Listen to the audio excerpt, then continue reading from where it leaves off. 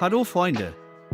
Jedes Jahr gelangen Wissenschaftler auf Dutzende neuer Artefakte aus der Antike, doch nur wenige davon erregen Aufsehen.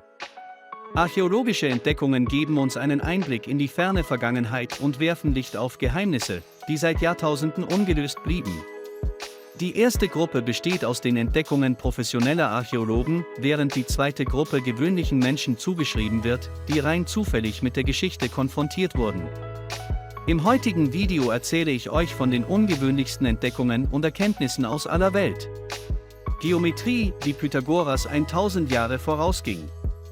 Dr. Moorfield von der Fakultät für Mathematik und Statistik führte eine echte mathematische, historische und archäologische Untersuchung durch und wählte als Untersuchungsgegenstand Tontafeln mit Keilschrift, die seit mehr als dem 1. Jahrhundert aufbewahrt werden. Sie wurden im 19. Jahrhundert im Istanbuler Museum auf dem Territorium des Irak entdeckt. Das Alter dieser Artefakte wird auf etwa 3700 Jahre geschätzt, insbesondere die Tabelle mit der Bezeichnung Sie-427 erregte außerordentliche mathematische Aufmerksamkeit.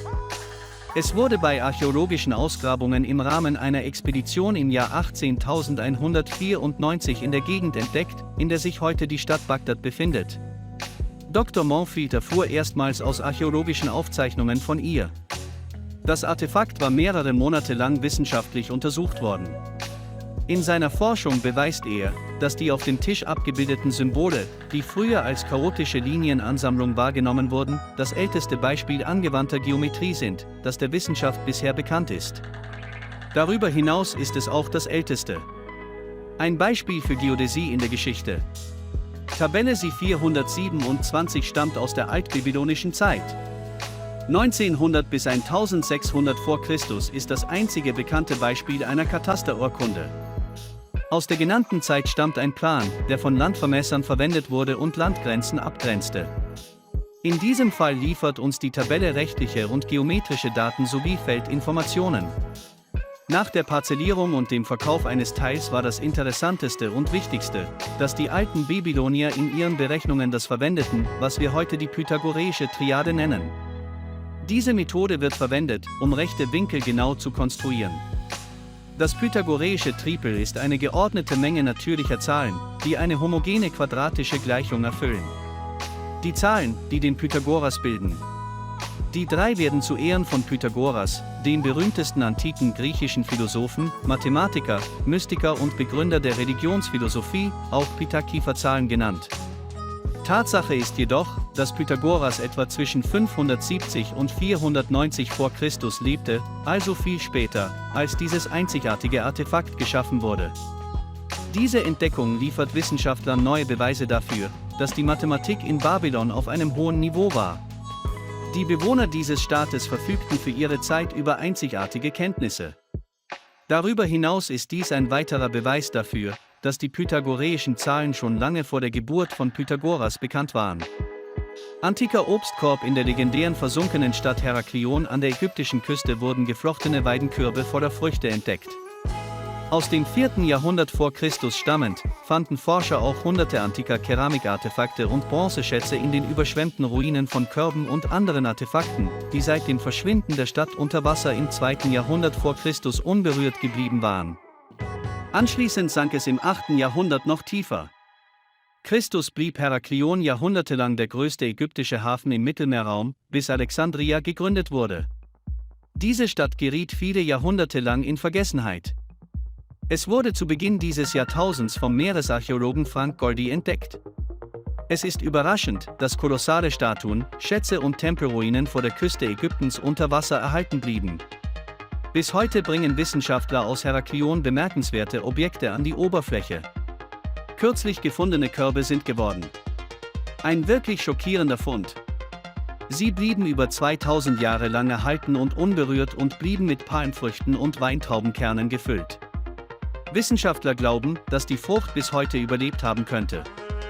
Dank der Tatsache, dass sich der Korb selbst in einem unterirdischen Raum in einem etwa 60 m langen und 8 m breiten Hügel befand. Sie hat Raymond ausgewiesen. Raimondi beherbergte eines der berühmtesten erhaltenen Denkmäler der Chavin-Kultur, einen Steinblock aus poliertem Granit mit einer überraschend detaillierten Darstellung der Gottheit und des Bösen, das bei Ausgrabungen im archäologischen Komplex Chavin de Huanta entdeckt wurde, der Kultur ihren Namen gab. Die Javiria-Kultur galt lange Zeit als Grundlage der gesamten antiken Zivilisation mit denselben Gottheiten, und diese Knoten finden sich in vielen späteren Kulturen, beispielsweise denen der Juan Mochelambaye-Kultur. Songs Bilder der Kan-Kultur sind recht komplex zu verstehen. Viele Elemente werden durch eine Vielzahl sekundärer Details verdeckt und maskiert. Die verschiedenen Fragmente können auf verschiedene Weise verbunden oder kombiniert werden. Wenn das Bild gedreht oder auf den Kopf gestellt wird, bietet sich unseren Augen ein völlig neuer Blick. Die Darstellung der Gottheit selbst nimmt die untere Hälfte der Stele ein und enthält sowohl anthropomorphe als auch anthropomorphe Elemente, zoomorphe Szenen. Die riesigen Krallen an Händen und Füßen ziehen die meiste Aufmerksamkeit auf sich. Darauf deuten wohl die in der Kunst der Andenvölker oft anzutreffenden Darstellungen des Greifvogels an, Locken an den Füßen, die in Form einer Art Dreifinger gemalt sind, und auch dreifingerige Hände. Die Gliedmaßen sind Vogelursprungs. Die Gottheit hatte viele Facetten, 4 Augen und 2 riesige, zahnige Münder. Diese können auf mindestens 3 verschiedene Arten kombiniert werden. Die resultierenden Bilder ähneln Katzen und Krokodilen. Einige Gesichter werden verkehrt herum dargestellt. Das Team hat keine Haarbedeckung, es ist mit sich windenden Schlangen bedeckt. Es ist interessant, dass sich dieselben Schlangen um die Taille der Figuren winden und die Taille selbst als abgeflachtes Bild des Gesichts eines anderen Raubtiers dargestellt ist. Mit den Händen oder Pfoten hält die Gottheit 2 Stäbe oder Zepter, die in den Einschnitten an ihrer Oberseite verschlungen sind, ähneln Schlangen, außerdem sind auf ihnen umgekehrte Mäuler mit spitzen Zähnen verkleidet. Die Basen der Zepter sind als Köpfe von Greifvögeln dargestellt. Quecksilber. Sie unter der Pyramide. Im Jahr 2003 kam es nach einer Reihe von Regenfällen zu einem Erdrutsch in der antiken Stadt Teotihuacan. An der Stelle des Erdlochs wurde der Eingang zu einem unterirdischen Tunnel geöffnet, der vor etwa 1800 Jahren von den Anwohnern gegraben wurde. Die archäologischen Ausgrabungen an der Stelle des Tunnels begannen im Jahr 2009. Zuerst wurde der ferngesteuerte Roboter TLA-Log-2 TC hineingeschleudert. Dieses intelligente Gerät drang 20 m weiter vor, als es den AS-Leuten gelang, mit Hilfe einer Infrarotkamera und eines Laserscanners eine kreuzförmige Höhle davor zu identifizieren. Weitere Arbeiten wurden von Hand durchgeführt, die Archäologen gruben langsam cm für cm einen 103 m langen Tunnel und drangen schließlich bis zur Höhle vor, in der die großen Muscheln aufbewahrt wurden. Bearbeitete Jaguarknochen, Gummibälle, Statuen, Obsidianpfeile, Schaufeln, Juwelen und Münzen. Der Boden der Höhle war mit Hunderten von Tonkugeln mit einem Durchmesser von 3,5 bis 12 cm übersät. Sie waren mit Pyrit bedeckt. Sie schienen aus Gold zu sein. Forscher glaubten, dass diese Gegenstände für rituelle Zwecke verwendet wurden. Es ist möglich, dass sich hier die Priester oder sogar die Herrscher der antiken Stadt zu religiösen Zeremonien versammelten. Archäologen hatten zuvor in den antiken Städten der Mayas und Olmeken quecksilberhaltige Reservoirs gefunden, die eine Art eigenartige Grenze bildeten. Zwischen der Welt der Lebenden und der Toten ist es möglich, dass bei weiteren archäologischen Ausgrabungen das Grab eines der Führer von Teotihuacan gefunden werden konnte. Als die Bewohner der antiken Stadt jedoch das unter der Pyramide der gefiederten Schlange entdeckte Quecksilber abbauten, gewannen sie das am weitesten verbreitete Quecksilbermaterial aus Zinnober oder Zinnbaryt. Beim Erhitzen des Zinnobers floss das Quecksilber in kleinen Tropfen in das vorbereitete Material-Container. Es kostete viel Zeit und Mühe, den sie mit Quecksilber zu füllen. Übrigens verwendeten einige mesoamerikanische Stämme das deutlich rote Zinnoberrot auch als Farbstoff, der zur Verzierung von Fresken, Tempeln und menschlichen Körpern selbst verwendet wurde.